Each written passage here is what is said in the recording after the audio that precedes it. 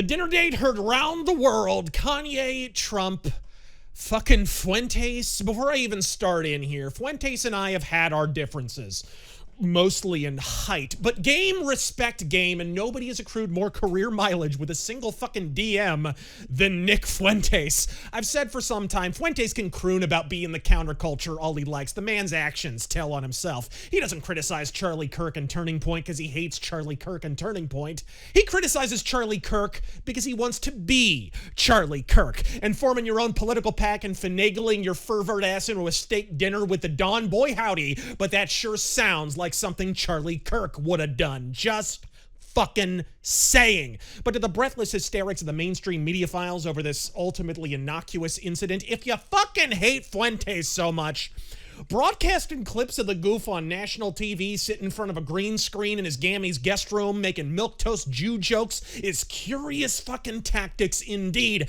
Then again, when's the last time you spotted an unironic Jimmy Kimmel viewer in the wild? Dude's lucky to pull down, 300K viewers a night, and that's high fucking water, folks.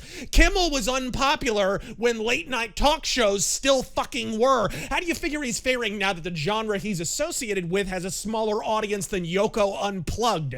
But it's the backdrop of all this that has fuckwits falling to their fainting couches. See, Kanye's been on a bit of a baby-kissing tour for what he assures us all is an earnest presidential run in 2024, which, given that he's threatened the self-same scenario, 2 titty fucking times in the past, I'll believe it when I see him on a primary stage, presumably through fountains of laughing my ass clean the fuck off tears. Hell, I want Kanye on Trump on a primary stage simultaneously, just for the fucking Kodak moment. And no, I will not refer to you as Ye. You're lucky I even call you by your fake as fuck normal name. Young parents, I implore you, stop naming your kids like you're making a Skyrim character, because you get a few yucks at their expense while they're growing up before you get bumped off by bladder cancer or some shit, while they actually have to bear the psychological scars of living with that shit. Before long, they're cutting it in half, rocking a nickname that sounds like a fucking parliament vote, and sitting next to Alex Jones with fucking pantyhose on their head.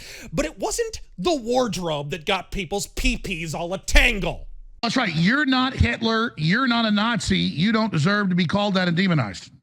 Well, I see good things about Hitler also.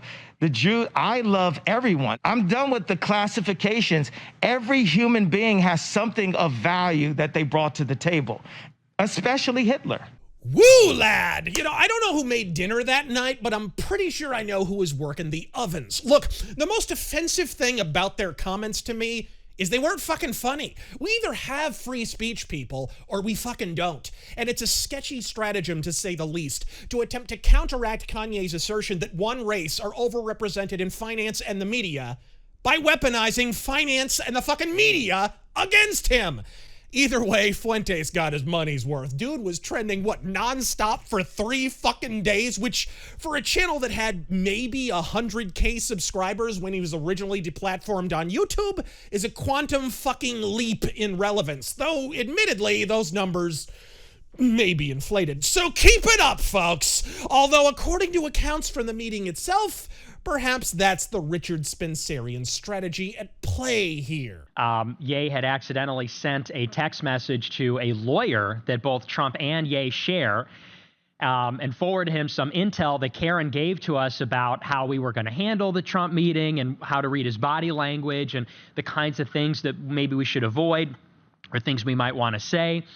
And so before the dinner, Ye accidentally forwarded that to a lawyer who then in the middle of the dinner apparently called Trump. Somebody called Trump and said Karen is giving Ye intel because Karen worked for Trump. She ran the state of Florida during the Republican primary in 2016. And so he got the heads up. They thought it was some big ambush. So he gets off the phone and the tone totally flipped.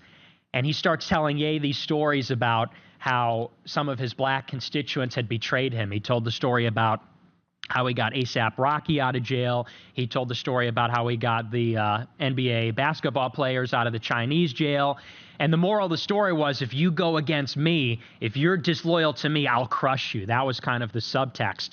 Glow on, then. Also, I'm loving how ever since he's been palling around with Kanye, Fuentes went from wearing a prom suit from Baby Gap to a baggy blue hip-hop hoodie. Subtle shit, Sherlock. I only assume if he worked for Pelosi, he'd have a pantsuit, Botox, and a bad facelift inside of 17 minutes. But can we all just take a beat here, knock back a brew, and relax? I mean, look, BLM assured us all for over 2 years of arson and ethnic rioting, racism is prejudice plus privilege, and thus, obviously, Kanye West is physically and biologically incapable of racism on account of he's blacker than a Persian dude's shower drain. See? Nothing at all to worry about. I'm Razor Fist, God fucking speed.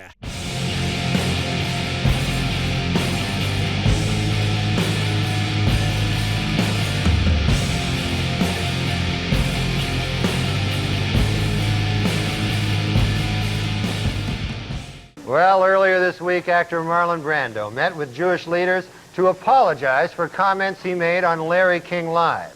Among them that, quote, Hollywood is run by Jews. The Jewish leaders accepted the actor's apology and announced that Brando is now free to work again.